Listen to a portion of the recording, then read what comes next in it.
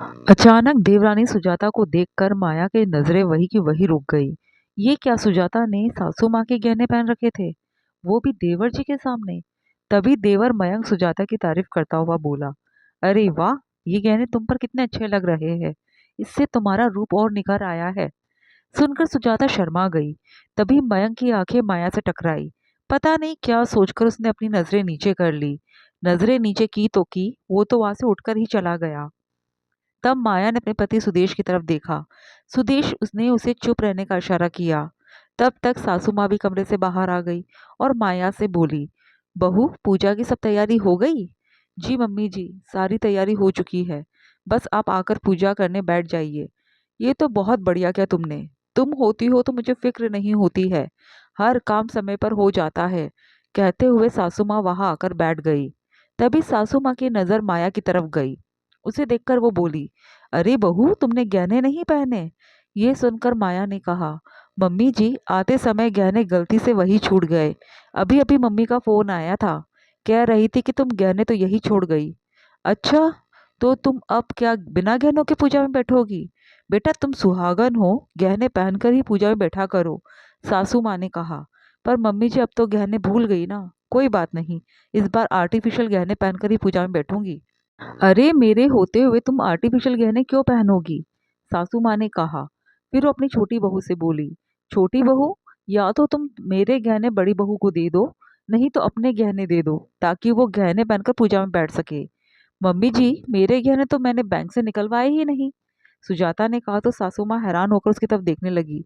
पर तुम कल बैंक गई तो थी गहने लेने। हाँ, पर इन्होंने कहा कि तुम मम्मी के गहने ही पहन लेना, अचानक सुजाता ने कहा। तो सासू माँ और ज्यादा हैरान रह गई। उन्होंने उसी समय मयंक को बुलाया। मयंक, तुमने सुजाता के गहने बैंक से क्यों नहीं निकलवाए? तुम्हें पता था ना कि आज घर में पूजा है और घर की बहुएं पूजा में गहने पहनकर ही बैठती है। हाँ मम्मी, पता है, पर आप तो गहने पहनती नहीं हो और भाभी अपने गहने लेकर आती है, तो भला सुजाता को गहने निकालने की क्या जरूरत? बेटा, ये तो मैंने अपने गहने घर पर रखती हूँ, अगर मैं भी सुजाता को गहने नहीं देती तो? तुमने एक बार भी नहीं सोचा कि मैं अगर अपने गहने सुजाता को नहीं देती तो वो क्या पहनेगी?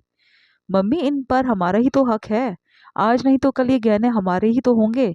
सुजाता नहीं पहनेगी तो कौन पहनेगा इन्हें?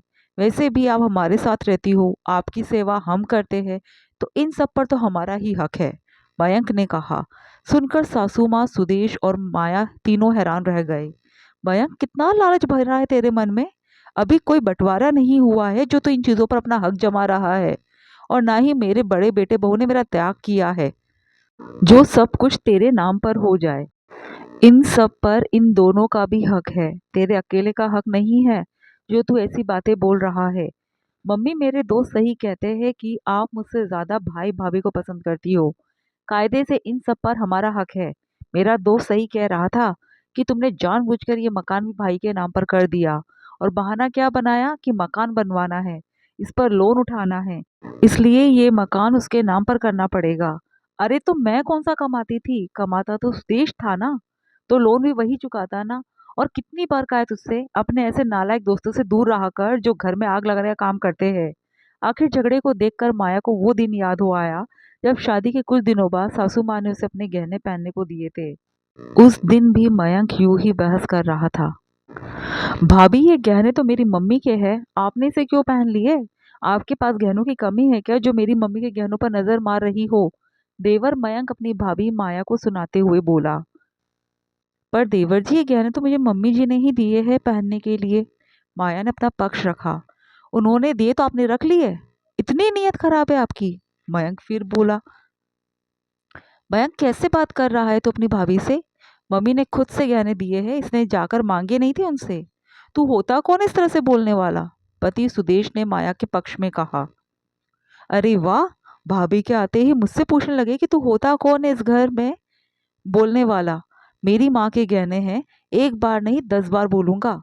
गहने पहनने का इतना ही शौक है तो खुद से गहने पहनो, और वो भी कम पड़े तो अपने पति से बोलो, मयंक सुदेश के सामने आते हुए बोला। मयंक, बहू मेरी अलमारी में से गहने निकाल कर नहीं लाई थी, मैंने ही उसे गहने पहनने को दिए थे। भाभी तुझसे बड़ी है, कम से कम तमीज से बोल। तब सासू माँ की बात सुनकर मयंक चुप रह गया था, लेकिन आज समझ में आ रहा था कि मयंक के मन में कितना जहर भरा हुआ था। क्यों वो मम्मी जी के किसी भी सामान को हाथ तक नहीं लगाने देता था। अब जाकर समझ में आ रहा था कि उसके दोस्त उसे उसके ही परिवार के खिलाफ भड़काते थे और वो दूसरों की बातों में आ जाता था। खैर घर में उसे सब ने समझाने की कोशिश की, खुद सुजाता ने भी, पर मयंक इतने कच्चे कान का था कि उसे अपने घर वालों से ज्यादा अपने दोस्तों पर विश्वास था।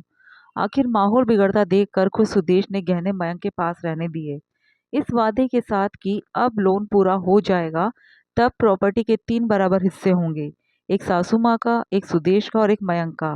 लेकिन उससे पहले मयंक को लोन का आधा पैसा उसे देना पड़ेगा। आखिर गहनों से ज्यादा मकान की कीमत थी, इसलिए मयंक को इस ये बात माननी पड़ी। लेकिन उसके बाद अब सासू माँ कुछ दिन मयंक के साथ रहती थी तो कुछ दिन सुदेश के साथ, ताकि उसे ये गलत फहमी ना हो कि वो अपनी माँ को पाल रहा है।